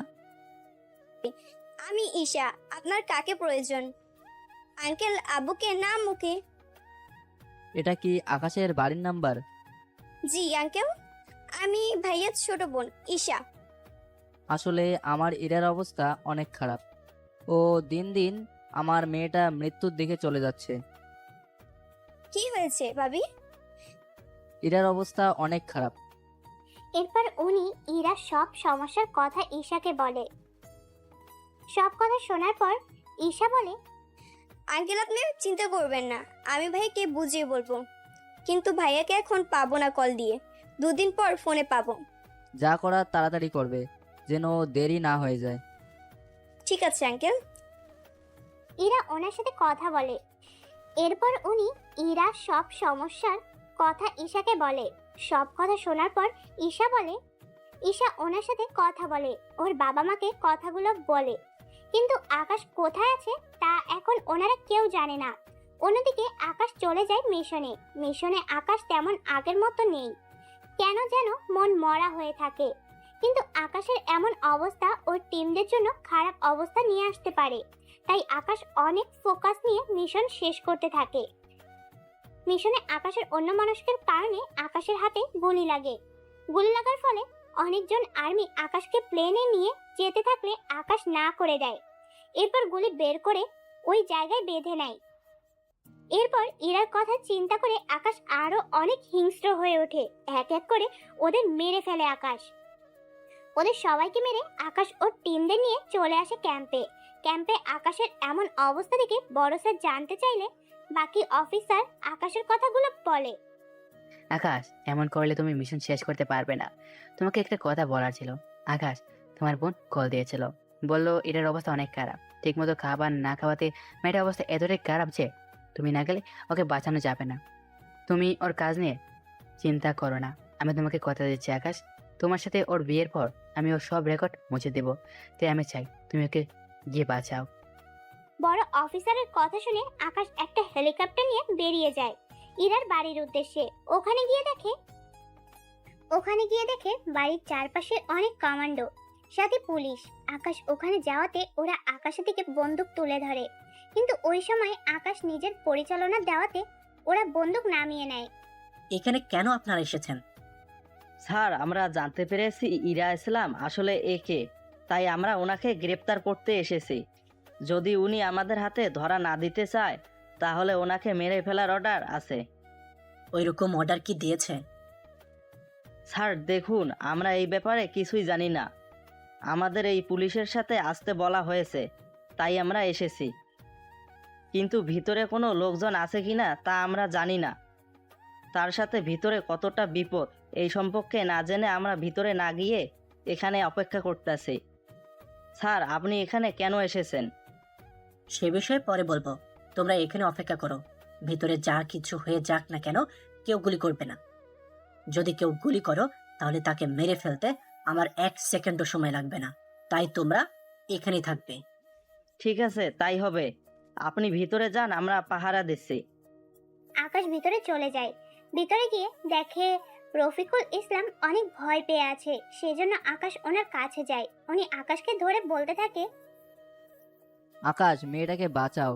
ও যে আজ কয়েকদিন ধরে খাওয়া দাওয়া বন্ধ করে দিয়েছে, তার উপর বাড়ির বাইরে পুলিশ, কমান্ডো, কি করব আমি কিছুই বুঝতে পারছি না।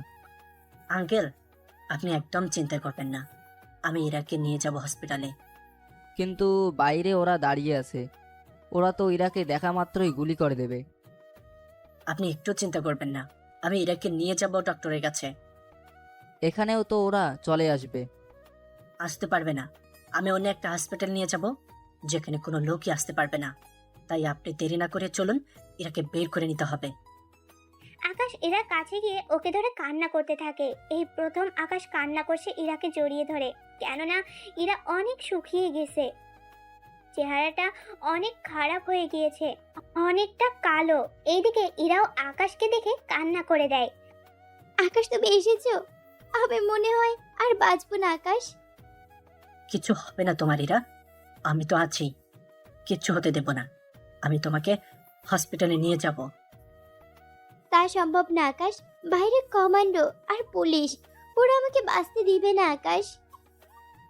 তোমাকে এটা ভাবতে হবে না। আকাশ ইরাকে কোলে তুলে নেয়। আকাশের পিছু পিছু রফিকুল ইসলাম আসতে থাকে। আকাশের কোলে ইরাকে দেখে পুলিশগুলো বন্দুক তাক করে। এতে এরা ভয় পেয়ে আকাশকে জড়িয়ে ধরে। কিচ্ছু হবে না তোমার। আমি আছি তো।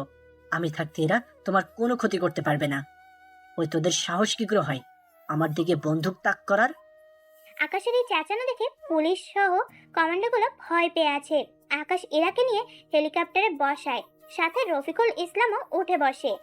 আকাশ হেলিকপ্টার ওড়ানোর জন্য প্রস্তুত। তখন আকাশ ওদের বলে, আমি ওকে নিয়ে যাচ্ছি, তাই তোদের ভালো হবে আমার পিছু ছেড়ে দেওয়া।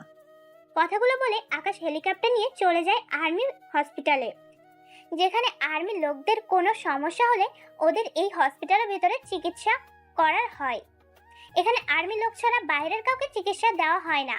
তবে কোনো পথ শিশু এবং গরিব লোক হলে পাশেই আর্মি হসপিটাল একটা শাখা আছে, ওখানে ওদের চিকিৎসা করা হয়। এই আর্মি হসপিটালের ভেতর ডক্টর, নার্স এবং কি যারা এখানে কাজ করে ওরা প্রত্যেকেই আর্মি অফিসার। আকাশ হেলিকপ্টার নিয়ে হসপিটালের ছাদে নামে। ওখানে আগে থেকেই ডক্টর, নার্স সবকিছু রেডি করা ছিল। আকাশ চলে আসলে নার্সগুলো ইরাকে হেলিকপ্টার থেকে নামায় এবং ভিতরে নিয়ে যায়।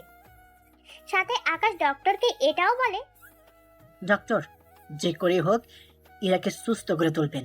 যদি অন্য কোনো প্রশাসন আসে ওকে নিয়ে যাওয়ার জন্য, তাহলে আমাদের হেডকোয়ার্টারে কল দেবেন, তাহলেই হবে। আর নয় গেটে থাকা অফিসারদের বলবেন বাইরে থেকে অন্য কোনো বাহিনী আসলে যেন ভিতরে না আসতে দেয়। কথাগুলো বলে আকাশ চলে আসে ক্যাম্পে। ক্যাম্পে এসে ও বড় স্যারকে ধন্যবাদ জানায়। ধন্যবাদের কিছু নেই আকাশ, তুমি প্রথম কোনো মেয়েকে ভালোবেসে যাও। আমি চাই না তুমি ওকে হারাও। স্যার, আমাকে একটা মিশনে যেতে হবে, আর এই মিশনে আমি 15 জন অফিসার নিয়ে যাচ্ছি। আপনি ইরার দিকে খেয়াল রাখবেন। কিসের মিশন আকাশ? তুমি মিশনে যাবে অথচ সেই মিশনের কথা আমি জানি না।